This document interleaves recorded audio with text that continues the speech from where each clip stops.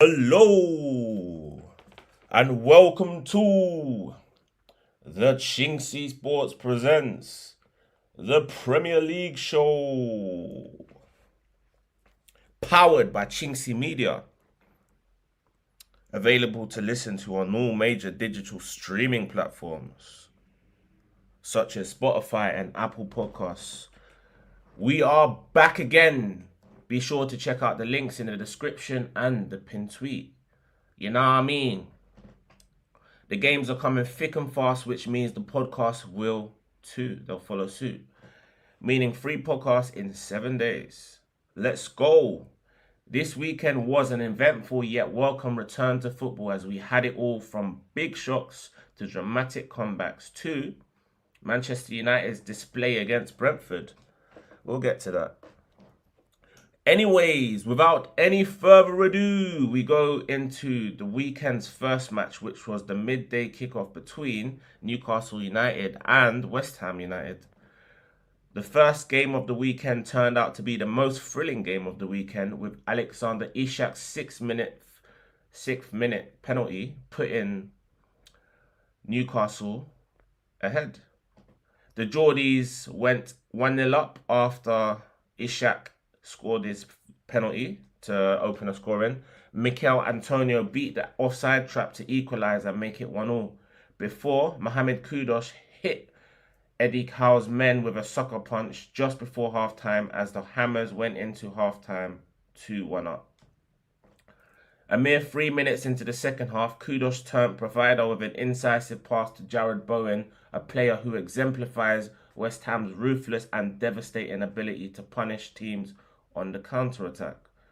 With the score at 3-1, Newcastle was staring ignominy in the face. But Newcastle had already been in a situation before when they were trailing Luton 4-2 at home, only to equalise with late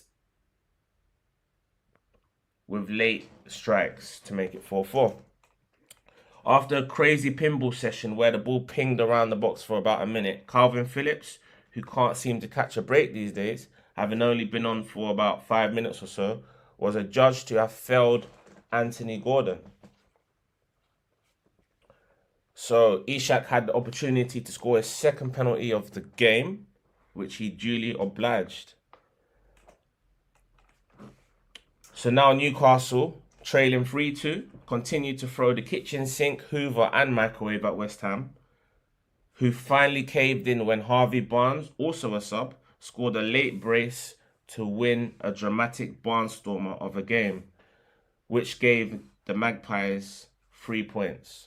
Barnes, whose return from injury has probably came too soon for an international call-up, his return to form and fitness will surely prove to be a welcome boost for Newcastle's European aspirations this season, as their quest for a top 6 finish continues. So front 3 of Harvey Barnes, Alexander Isak and Anthony Gordon should be good enough to consolidate a top 7 finish for Newcastle. So the next fixture was an intriguing one between Chelsea and Burnley, which ended 2 apiece. So that Newcastle game ended 4-3 to Newcastle, by the way.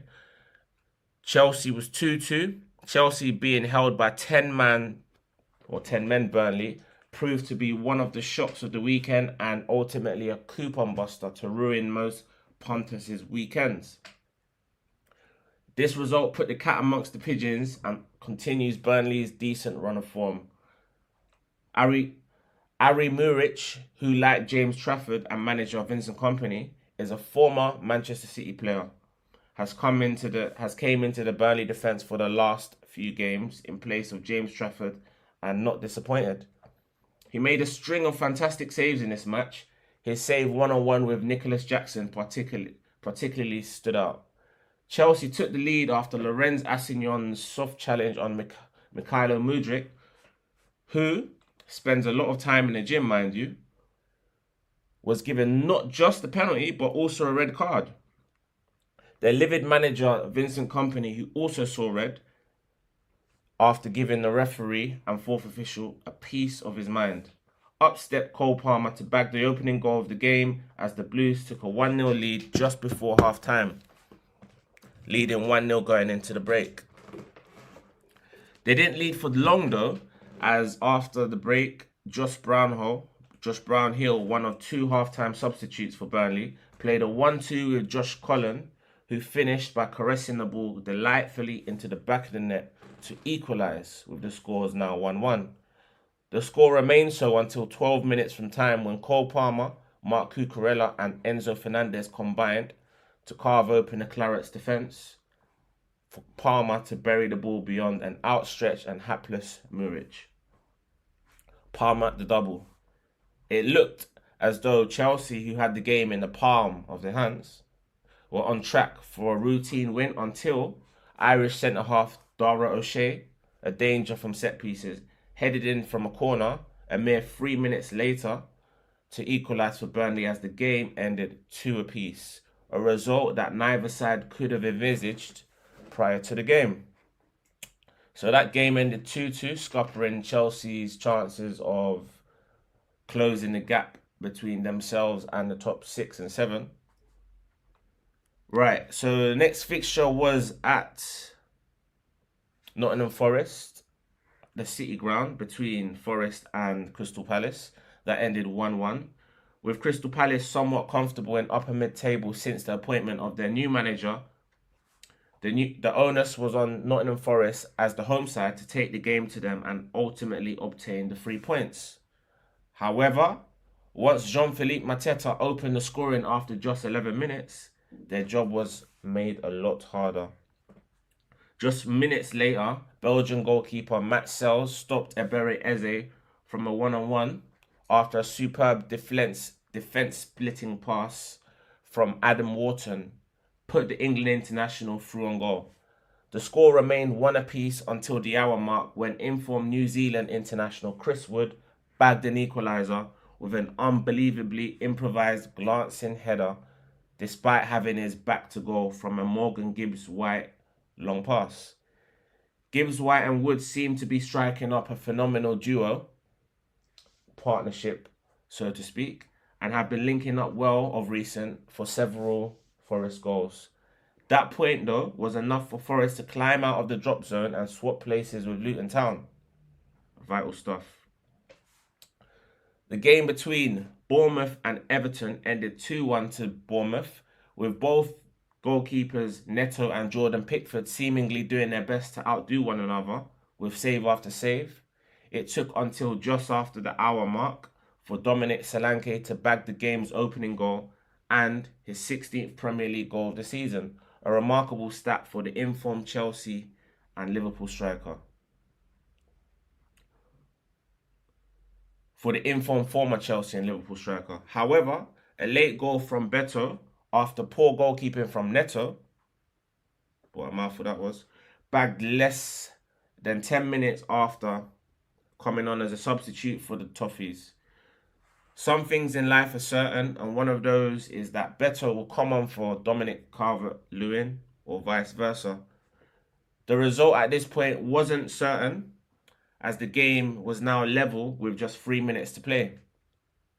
Bournemouth pressed for the winner, and Everton ultimately caved in the 91st minute after a calamitous own goal from veteran Everton right back Seamus Coleman, who steered the ball into his own net unopposed after a Bournemouth in-swinging cross, which sealed the points for the Cherries against the Toffees in a sweet victory for Bournemouth against Everton, who still have not won a league game this year. Okay, the next fixture was Aston Villa against Wolves, which ended 2-0 to Champions League chasing Aston Villa, who took all 3 points in a Black Country Midlands derby against the Wolves side besieged with injuries and struggling for form at this moment in time. The two issues are probably inextricably linked, to be fair. Villa took the lead after a free kick routine clearly straight off of the training ground, caught Wolves cold and allowed Moussa Diaby to thump home as Villa led 1-0 at the break. Diaby was in the thick of things again, but this time his well-timed pass for the overlapping England international Ezri Konsa allowed Konsa time and space to cross in for young Colombian target man Jean Duran, except Konsa's cross ended up in the back of the net. And yes, it was a cross-com shot at that. Villa took all 3 points to ensure that they ended the weekend still in the top 4. A vital win for Villa, who continue their pursuit of Champions League football. In the next game at Bramall Lane between Sheffield United and Fulham ended 3 apiece, a game which remarkably was 0-0 at half-time and remained the case until almost an hour, up until Ben Brereton Diaz opened the scoring for the first of his 2 goals against Marcus Silva's informed Fulham side. The Premier League's most informed striker, Rodrigo Muniz, hit the post twice during the game before the Blades had opened the floodgates in what was ultimately a 6-goal thriller, which both teams would probably go home equally as content as they were disappointed for different reasons.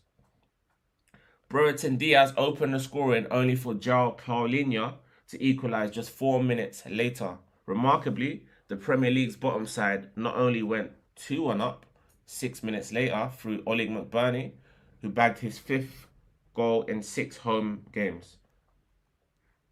Just 2 minutes after that strike, the Blades extended their lead with Chilean international Brereton Diaz on loan from Villarreal, making it 3-1 with only 20 minutes to go.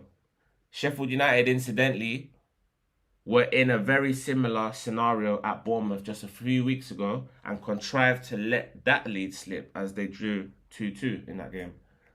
The same happened here, except they ended up drawing 3-3 after 2 late goals from late substitute Bobby De Cordova-Reid and an equaliser from Rodrigo Muniz after an exquisite scissor kick in the 93rd minute spared Fulham's blushes. Okay, the game between Tottenham Hotspur and Luton Town ended 2-1 to Tottenham. Tottenham, making hard work of Luton Town, took the lead after just... Luton Town took the lead after just 3 minutes when former Manchester United forward Tahith Chong opened the scoring to give the Hatters a 1-0 lead going into the break. The fact that Luton led for so long owed to a lot of Tottenham's profligacy, with the likes of Timo Werner, Dejan Kulusevski and Heung-min Son all fluffing their lines. During half-time, off came Kulusevski and on came Brennan Johnson, who in the 51st minute put in a dangerously low cross, which forced Issa Kabore, who had a good game up until that point, who was under immense pressure from Timo Werner, breathing down his neck, to score one of the most unfortunate own goals that you'll ever see.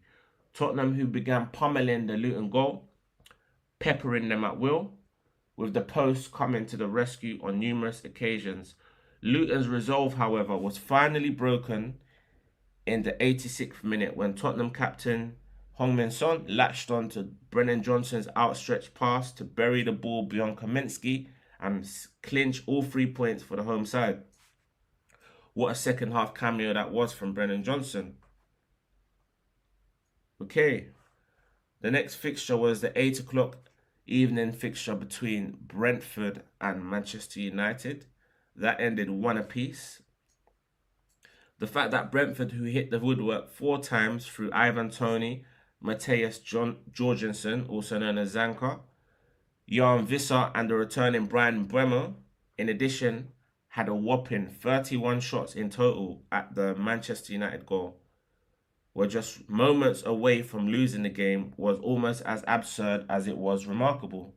A combination of awful finishing, bad luck, and some great saves from Andre Onana prevented the Bees from collecting what would have been a deserved 3 points from this game, as Manchester United produced what was by far their worst performance, if not result, of the season.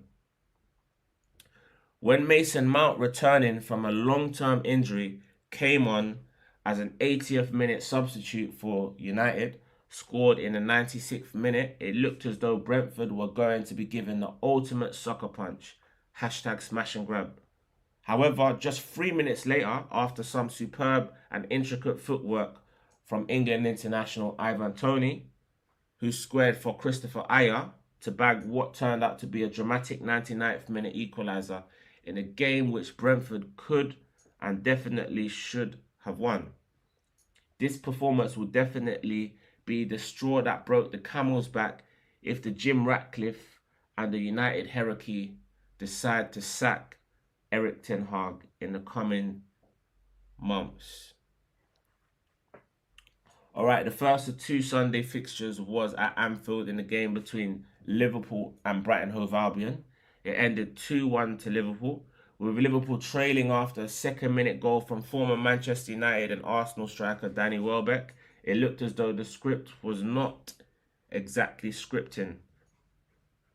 Liverpool, who created a host of opportunities, missed chance after chance, finally equalised after Luis Diaz volleyed in from close range. Former Brighton midfielder Alexis McAllister looks to have finally found his feet in Merseyside after a tricky start to life. Played a through ball through his former side's defence, which was ultimately finished by Mohamed Salah, who up until that point had been fluffing his lines. His first touch was remarkable as it put the ball in his stride, and his second touch was ultimately finished with aplomb. A world-class touch and finish in world-class play, which won his side the game, which ended 2-1 to the Reds, who went top of the league ahead of the big game between Manchester City and Arsenal at the Etihad. And speaking of that game ended 0-0. This game was billed as the game of the season. Well, it was ultimately a bore fest, a chess match in which both teams cancelled the other out. Manchester City on the whole dominated possession against an Arsenal side who through William Saliba and Gabriel Magalhaes were almost impenetrable and kept David Raya's goal safe from the threats of Erling Haaland and Kevin De Bruyne, to name but a few. The result, which ended 0-0, suited Liverpool to a T, but ensures the title still remains a three-horse race going forward. So that was last weekend's fixtures, or last weekend's results, should I say. In terms of the predictions, last week I managed to get 3 correct scores, which I couldn't believe, and 6 correct results, which I was really pleased with. I was probably wild with my prediction and thinking that Brighton would go to Anfield and win, but with the exception of the bottom 2, Burnley and Sheffield United drawing with West London duo Chelsea and Fulham respectively, I'm really pleased on the whole with my predictions. So let's see if the midweek predictions are any better. Right, starting with Newcastle United and Everton. And you know what? I actually don't know yesterday evening's results. I've managed to keep away from the results because I didn't want it to affect my predictions. But with the Newcastle and Everton game, I went for a 2-0 win to Newcastle. In terms of Nottingham Forest and Fulham, I went for a 2-1 win to Nottingham Forest. With Burnley and Wolves,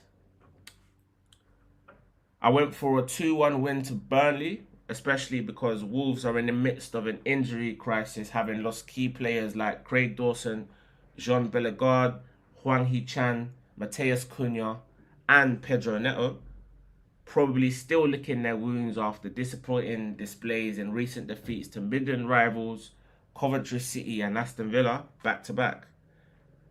They take on a Burnley side at the wrong time, perhaps, as they're seemingly riding the crest of a wave right about now.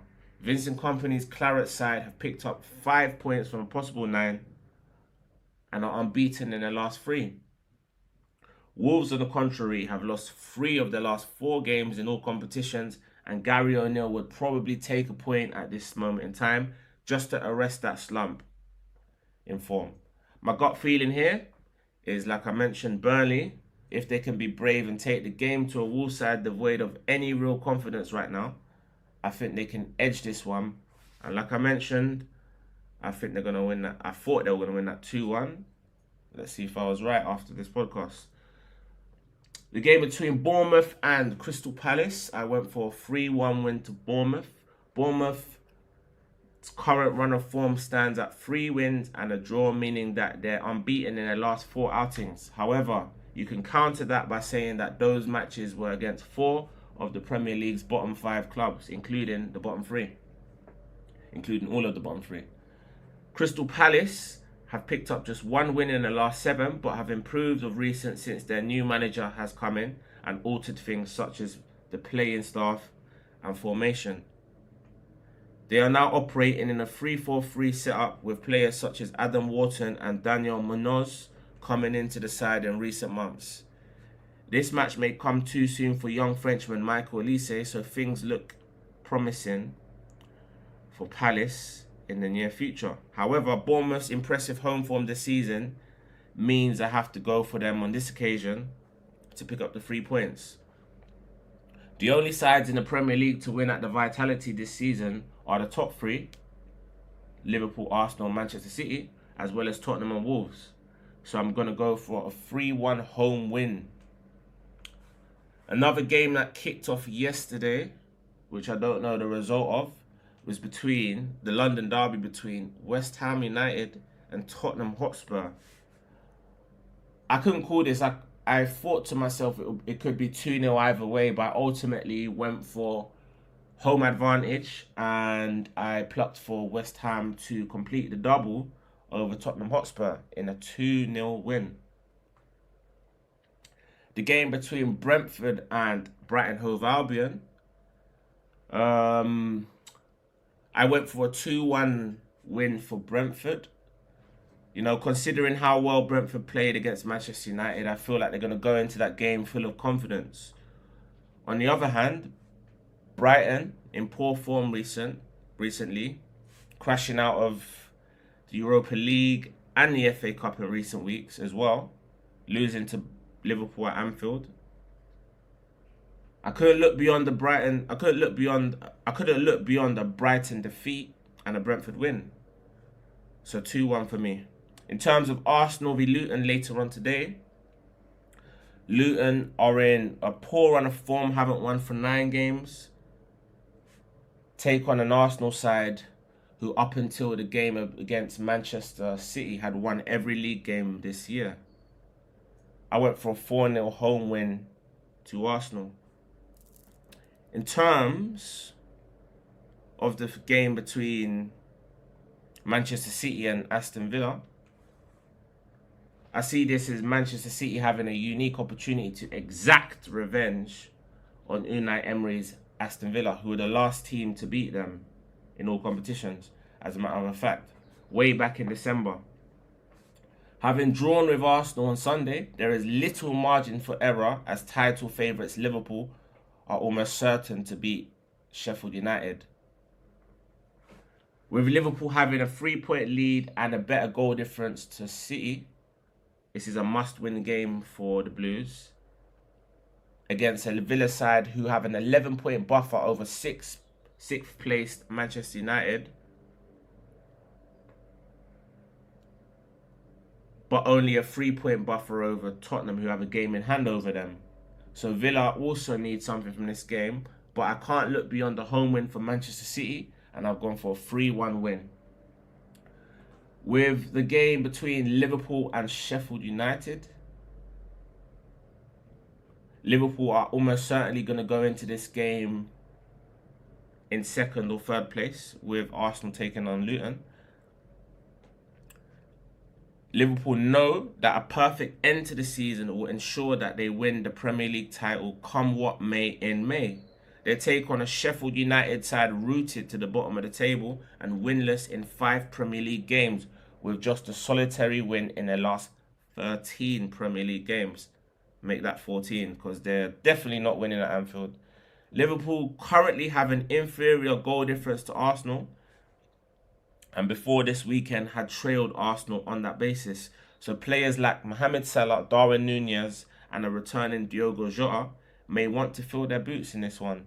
So I'll be shocked if Liverpool don't score 4 or 5 goals in this game. But on the other hand, they may opt to kill off the game early with a potentially season-defining game at Old Trafford against Manchester United on Sunday. That being said, I've gone for a 4-0 win to Liverpool though. Chelsea against Manchester United. Right, I'll mention it first. Chelsea have not beaten Manchester United home or away in the league for 7 years, which is a remarkable stat, considering how bad Manchester United have been at times. Just check the game against Brentford on Saturday. They are currently on a 2-match losing streak to Erik ten Hag's side, which halted a run of 5 consecutive draws between the two sides. Both teams come into this game looking for a response after disappointing performances in draws to relegation-threatened sides, namely Burnley and Brentford. Mauricio Pochettino's Chelsea were held at home to a 10-man managerless Burnley after Lorenz Assignon and Vincent Kompany were both shown their marching orders just before half-time in that game. Similarly, Manchester United, who were battered red and blue by Brentford, were denied a smash-and-grab victory after Mason Mount looked to have snatched a late victory for United. Incidentally, the former Chelsea youth graduate returns to his old stomping ground for the first time, and it will be interesting to see, 1, if he starts, and 2, the reception he gets. I personally feel that with both sides severely lacking in confidence, they'll both cancel each other out, especially as I believe Erik ten Hag and the United players will want to leave something in reserve for Sunday's crunch game against Liverpool. My prediction is that this one will end 1-1. Okay, short and sweet. Don't forget to like, comment, share and subscribe, and I'll be back again this weekend.